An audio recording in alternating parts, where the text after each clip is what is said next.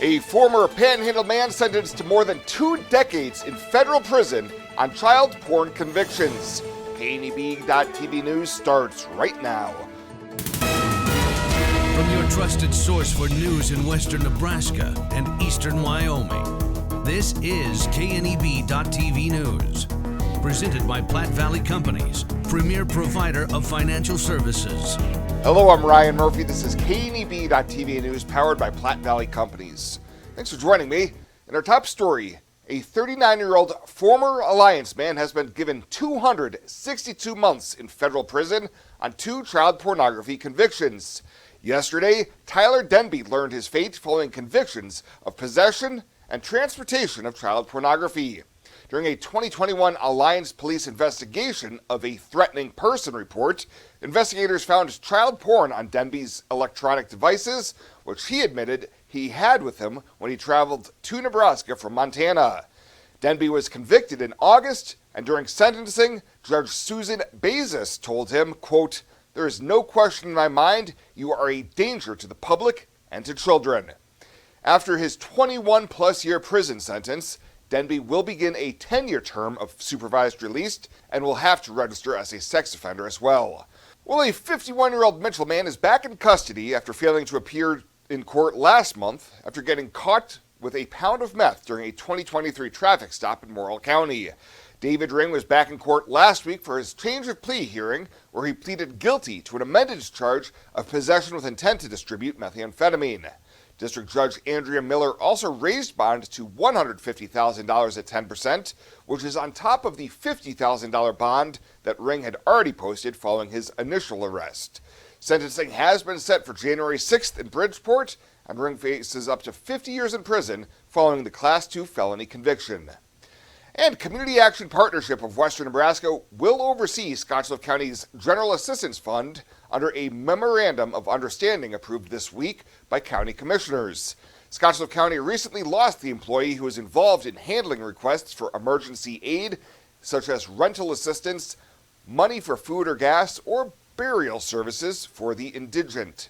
During the meeting, management accountant Lisa Ryan explained how the application process worked and how the change could be a win-win for all. Say a person needs $400 in rental assistance, that perhaps CapWin will say, we'll pay $250, the county will pay $150.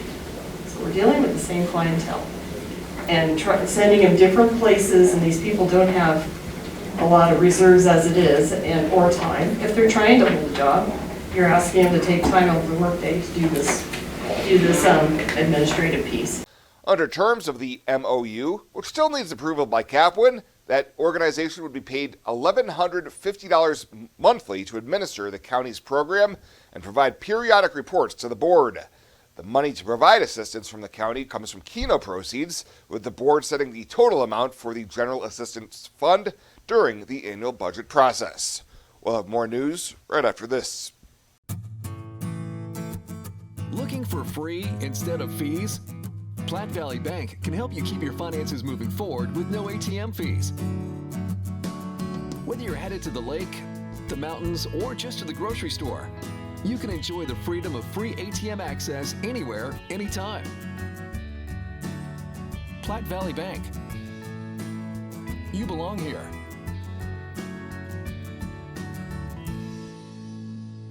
When it comes to your health, you deserve the very best. At Morrill County Community Hospital, they provide top-notch care with compassion and expertise. From routine checkups to advanced surgeries, their dedicated team is here for you 24/7.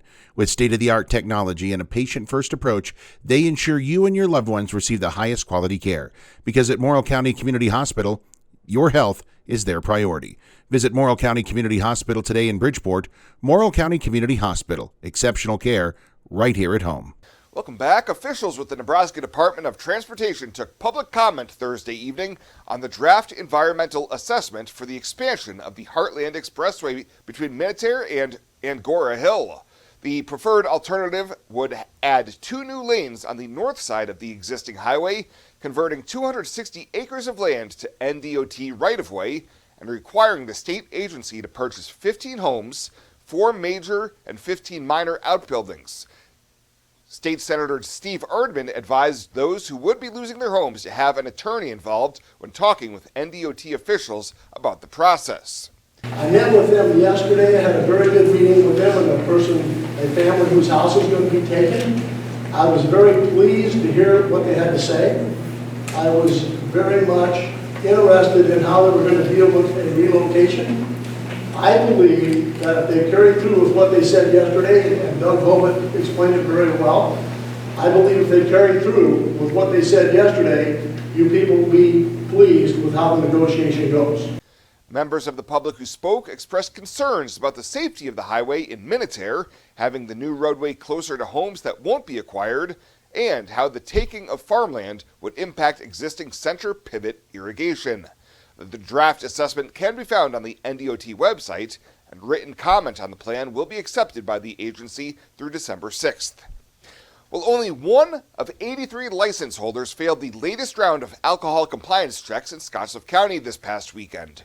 According to a news release issued by Monument Prevention Coalition, East O Watering Hole was cited this past Saturday for selling alcohol to a 16-year-old cooperating individual without checking the ID. That is the second non-compliance citation for the business in less than 2 years.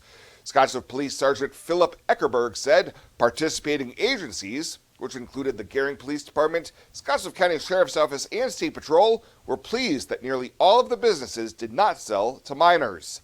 Lynette Richards with Monument Prevention Coalition said 99% compliance rate is the highest the county has had in many years. Welcome to Kelly's Liquor, your liquor cabinet. Whether you're a wine enthusiast, a whiskey sommelier, a tequila connoisseur, or you just love your beer, Kelly's has the best selection of what you're looking for. Family owned and operated since 1946 and right on 27th Street in Scottsbluff. Come see us today at Kelly's Liquor, your liquor cabinet. And remember to be a good neighbor. Don't drink and drive. Kelly's Liquor, West 27th Street in Scottsbluff. I imagined retirement in a place where we could enjoy our golden years, where adventure and friendship are the only items on the schedule. The Garden Homes at Northfield gives us the luxury we planned for and peace of mind when it comes to convenience, safety, and comfort. We never have to stop and think about the day-to-day upkeep. We love to explore abroad, but most importantly in our backyard. So much to do, so much to see. Here at Northfield, we get the protection of life care, incredible tax benefits, and secured rates for aging services. It's peaceful, knowing that if our needs change, we'll be taken care of. And most importantly, that our kids will never have to make any tough decisions. There never seemed to be enough time to do all the things we wanted. Now we get to focus our energy on enjoying what this community has to offer. At the Garden Homes, life is ours again. A place we had dreamed about. A chance to focus on us.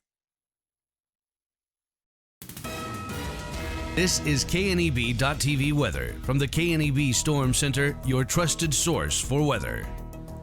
Well, not a bad looking day out there today. In fact, very, very nice. Temperatures are going to slide down this evening eventually down into the 20s as we get towards tomorrow morning. Yesterday, we hit a high of 61. We did better than that today. 15 was our chilly low yesterday morning. As far as precip goes, again, nothing new in the rain gauge yesterday and nothing out there in the snowfall either for the year so far, for the season at least. As we take a look at where things have been this month so far, we've got temperatures that have been above normal again today, and they'll be again tomorrow, and dry conditions through at least the next couple of days. Heading to the Husker game on Saturday. It's not going to be too bad at all. In fact, a very nice day for the last home game of the year. Temperatures in the mid-50s at kickoff, mid to upper 50s by halftime, and then after sunset, temperatures slide down into the low 50s as the game comes to an end.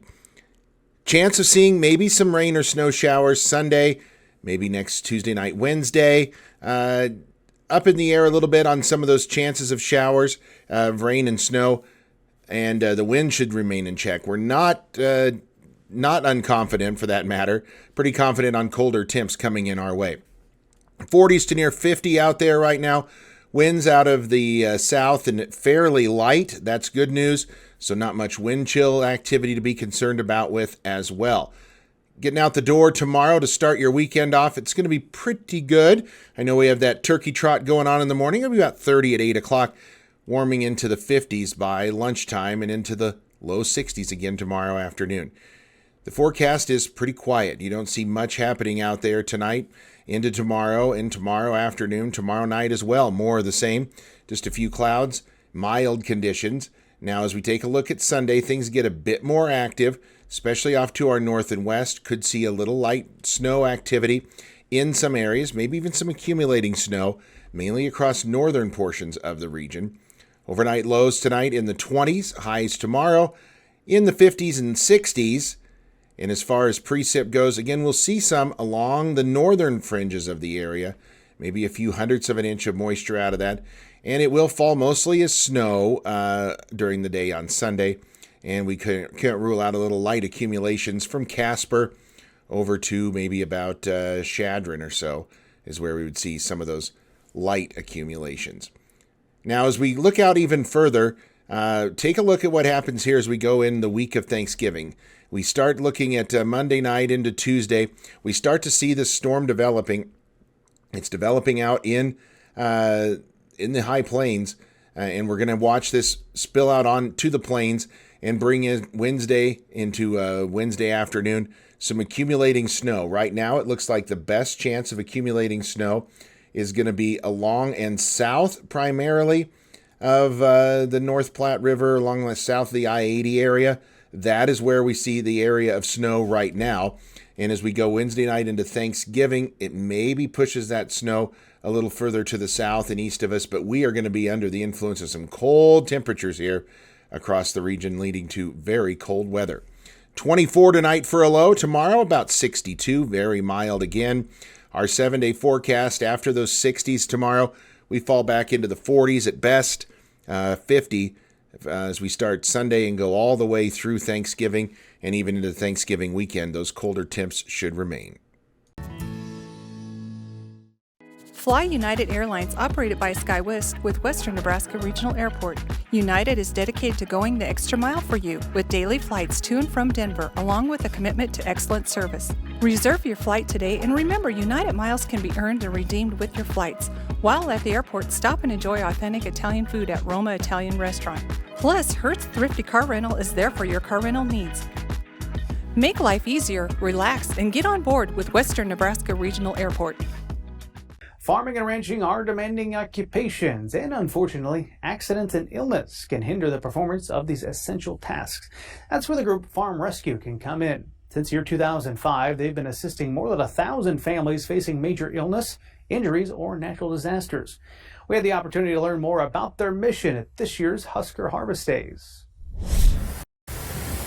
The mission of Farm Rescue is to help family farms and ranches bridge crisis so that they have an opportunity to continue viable operations. This program provides families a chance to continue their livelihood by providing the necessary equipment and manpower to get the job done at no cost to the producer.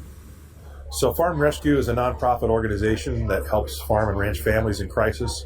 So if there's an injury or an illness or a major natural disaster like a fire, tornado, something like that wipes out their equipment, and for whatever reason the family is not able to get their crop in or out or make their hay or haul hay, those kinds of things, we come in and do it for the family. So we serve in 8 states, so North Dakota, South Dakota, Minnesota, Montana, and then Iowa, Nebraska, Kansas, and Illinois.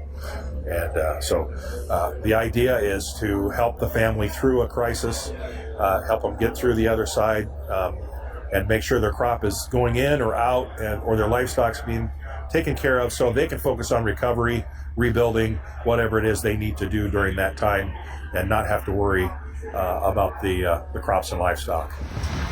It does take a lot of manpower to work through acres of land. However, with a network of hundreds of people across multiple states, a vast majority of all on-farm work done by Farm Rescue is the direct result of compassionate volunteers who have affectionately come to be known as the Angels in Blue.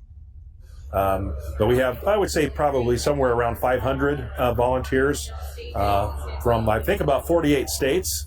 And they come and they absolutely do all the work. They run the planters, the combines, the haying equipment, the semis, whatever needs done. It's all our volunteer effort, and we call them our angels in blue. Without our volunteers, we simply couldn't do all this. We really appreciate them. It's no secret that many ag producers are proud and private people who like to keep things close to their vests. With that in mind, Farm Rescue relies heavily on referrals from family members, friends, and neighbors who recognize the struggles some operators may face in a time of crisis. They can absolutely, in fact, I would say a lot of our cases that we learn of come from a family member or one of the ag businesses the family does work with or for. Oftentimes people are shy about reaching out on their own, or they don't know we're here. So we appreciate you helping us tell our story. That's why we're here at Husker Harvest Days this week, is to get the word out. If they don't know about us, we can't help them. So we appreciate your help in helping us get the message out.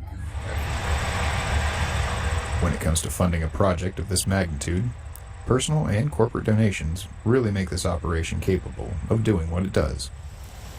From being a volunteer or a monetary donor, there are several ways that you too can get involved with Farm Rescue. So we rely on private donations, both from individuals and corporations. We're 100% funded that way. So we have a lot of companies that have been with us for a long time, both large and small, since we were founded in 2005. And we started out in North Dakota and have spread to those 8 states that I mentioned earlier. We're very, very pleased with that growth so far. Since 2005, we've been able to help just over 1,000 families. In fact, this past summer, we helped our 1,000th family, so that was a milestone for us. And we hope to help many thousands more in the coming years, and hope to grow into more states as we get the resources.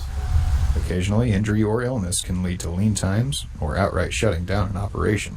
However, that doesn't need to be the case. Farm Rescue's track record indicates 3 years after receiving Farm Rescue assistance, more than 90% of the assisted families have been able to maintain operations ever since. If you or anybody you know could use some assistance on their agricultural operation, it may be time to see what Farm Rescue has to offer. If you'd like to learn more about Farm Rescue, their mission, or perhaps you know somebody who might be in need, I want to encourage you to reach out to them directly. You can see their contact information at the bottom of your screen now.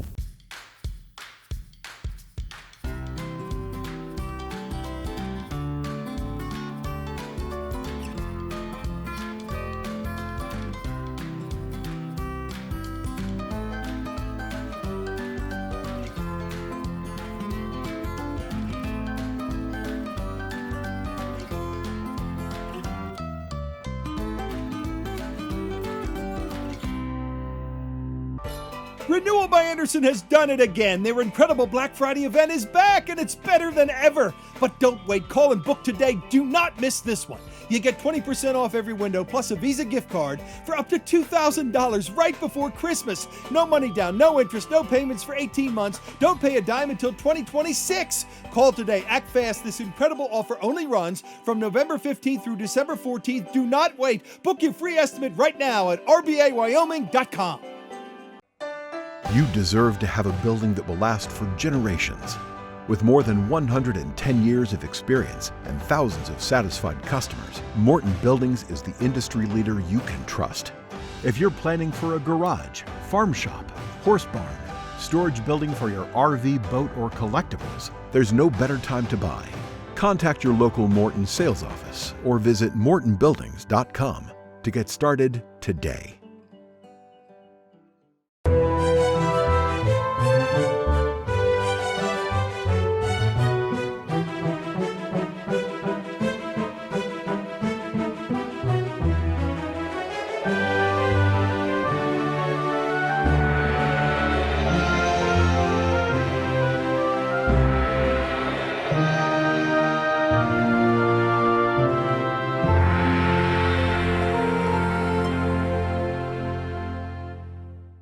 Let's take a peek at your weekend community calendar, brought to you by Riverstone Bank.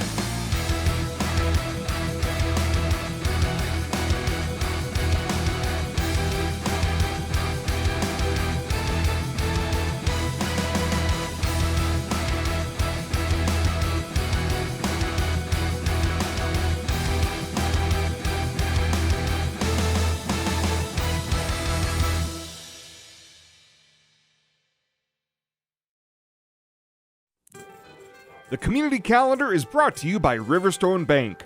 We're local and we love our community.